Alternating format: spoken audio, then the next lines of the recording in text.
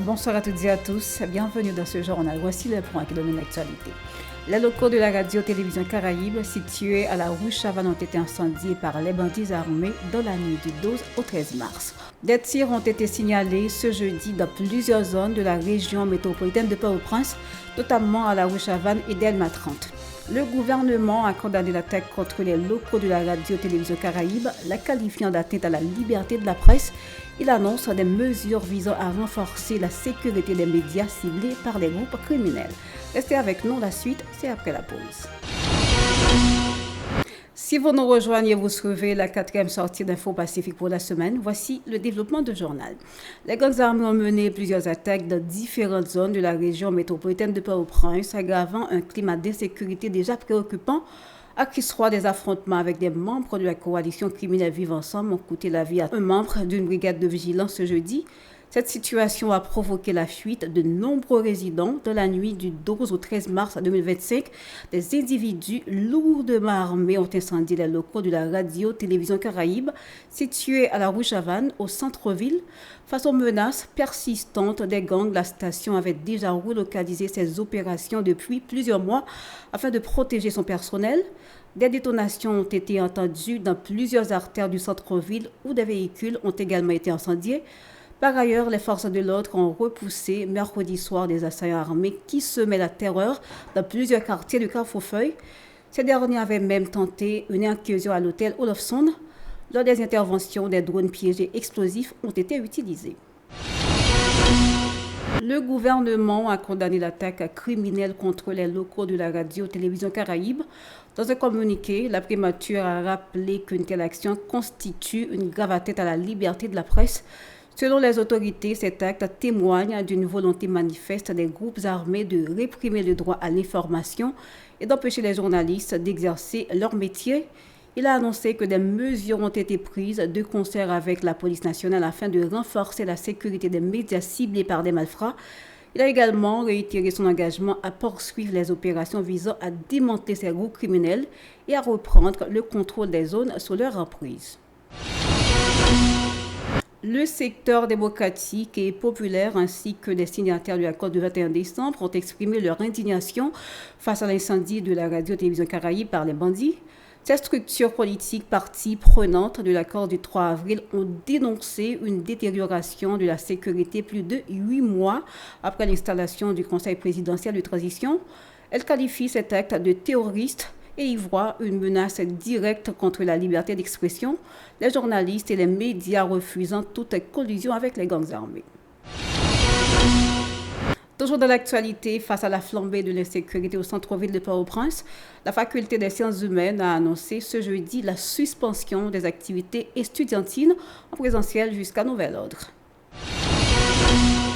Autre information, le Conseil national de symposium sur la gouvernance a tenu ce jeudi une conférence de presse pour exprimer son opposition contre le processus référendaire. Le docteur Deus Deronet a affirmé que la tenue du référendum est impossible dans ce climat dominé par une crise sécuritaire aiguë dans 2 départements, notamment dans le département de l'Ouest et de l'Artibonite. S'exprimant sur la crise sécuritaire persistante, l'ancien député a exhorté les acteurs politiques et sociaux à privilégier le dialogue et à engager un véritable processus de négociation pour restaurer la paix et la stabilité dans le pays.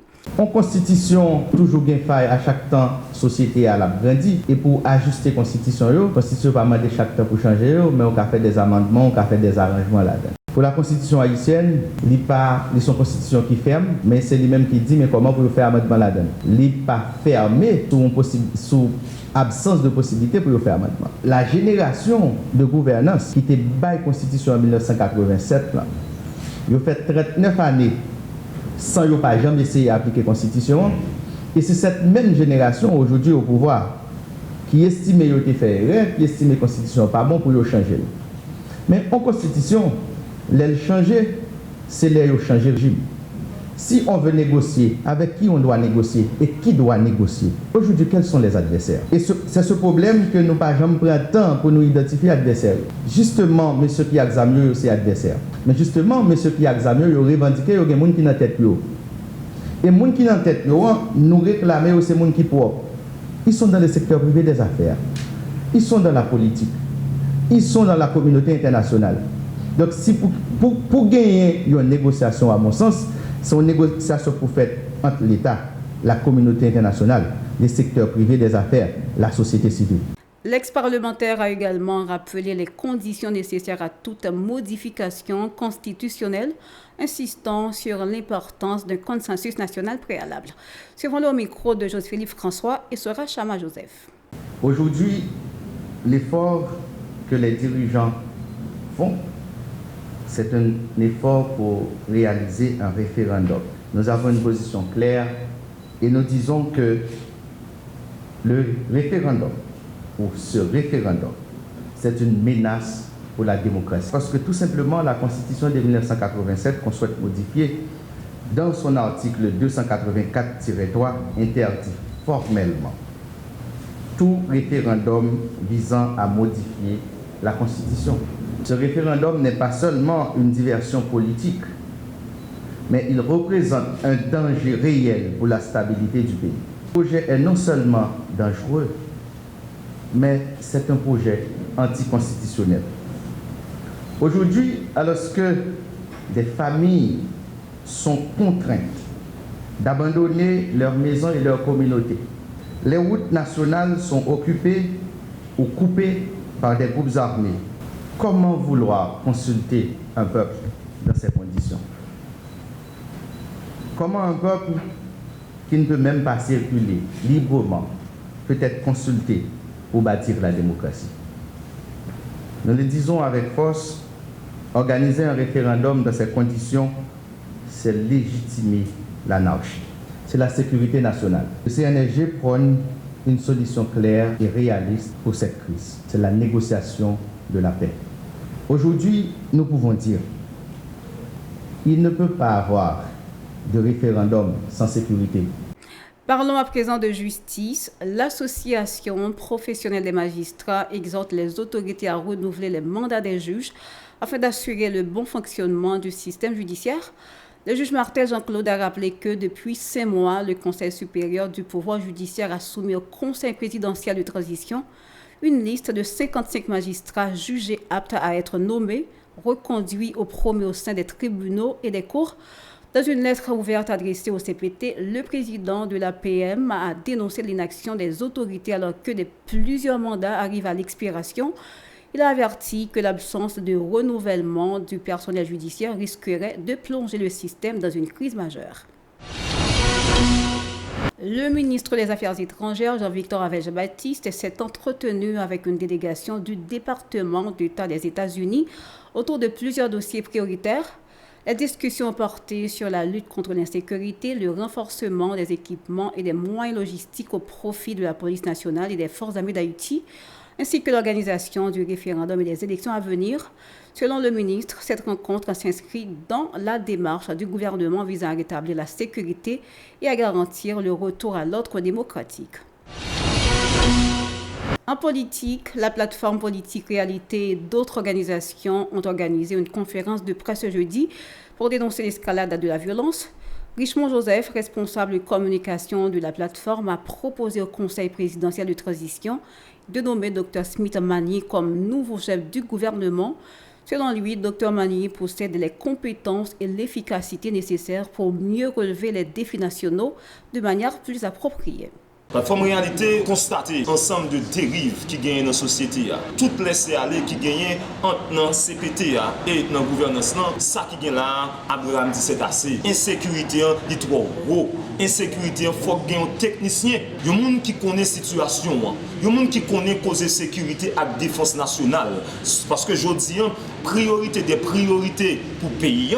Je dis, on trouve une situation côté un groupe de gens qui quittent la caillou. C'est pas parce qu'il y a une volonté, mais il faut forcer de quitter la caillou. Question de sécurité aujourd'hui, ils chaboter, ils chavirer toute décision, ils chavirer toute planification donc qui te gagne dans la société.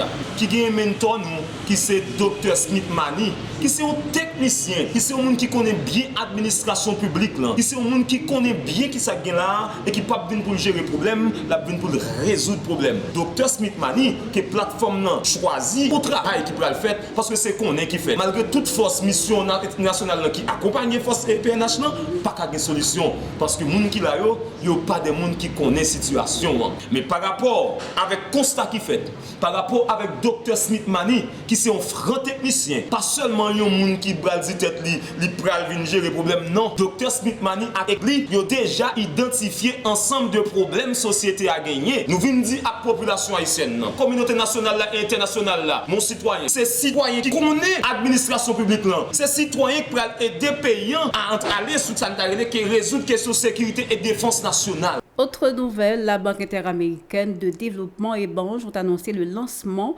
d'une étude sur l'entrepreneuriat en Haïti. À cette occasion, Marc-Alain Boursicot, PDG de Bange, a rappelé que depuis sa création, l'institution s'est donnée pour mission de bâtir un écosystème propice à la créativité, à la collaboration et au développement économique. Suivons ces explications au micro de Gérard Hirschrésil et Michael Franz Stevens. Je pense que c'est une grande société qui détaille ce ça fait pendant 6 ans. Mais tout détail qui s'applique à l'académie, mais qui sont capables d'apprendre. Ou même capable de faire business pour peut-être ressembler à ça, à combien, mais garder dans le contexte par où. Mais en même temps, surtout apprendre. Nous devons continuer à nous expliquer que les méthodes d'apprentissage, ça, sont dans l'université, ce n'est pas une méthode tellement utilisée en Haïti. En plus, il faut étudier dans le livre, on a un paquet qui fait dans notre pays, et parfois on a un paquet qui fait depuis des années pour tout le monde a changé. Ça nous offre le pays à dire, c'est un bagage qui fait rire. Et dans l'université, quand vous avez une chance de faire temps, pour faire c'est comme ça qu'il va apprendre. Carrière, qui vraiment passe de l'eau, mais vous préparez un document. Parce que pour le niveau pour comprendre, après ça, on fait discussion. Donc, en vérité, tout étudiant, toute université qui a regardé, il y a une possibilité pour nous faire un type d'exercice avec nous, moderniser le cursus académique. Et il y a un lien disponible sur Internet là bientôt. Sur l'université où on soutient la même, nous faire ça. Expliquer comment faire une discussion, permettre d'apprendre une méthodologie spécifique pour ça, il va faire la même. La presse fait nous comme ça, parce que ce n'est pas souvent ça fait, et peut-être que si on va dans le secteur où on a développé, on ne va pas comprendre l'importance de ça. Donc, si on a une inspiration, on est intéressant parce qu'on a une phrase, je ne veux dire c'est une phrase qui nous dit c'est 80 pages de recherche documentée académique.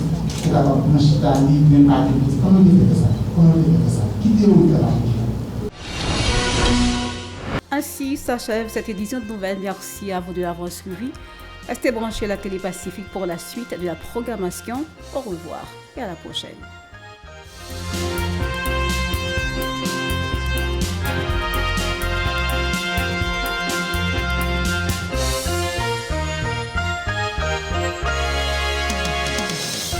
Si vous jugez que cette vidéo est intéressante, n'hésitez pas à liker et partager la vidéo. Et surtout, n'oubliez pas de vous abonner à cette chaîne et activer la cloche de notification pour ne pas louper aucune de nos vidéos.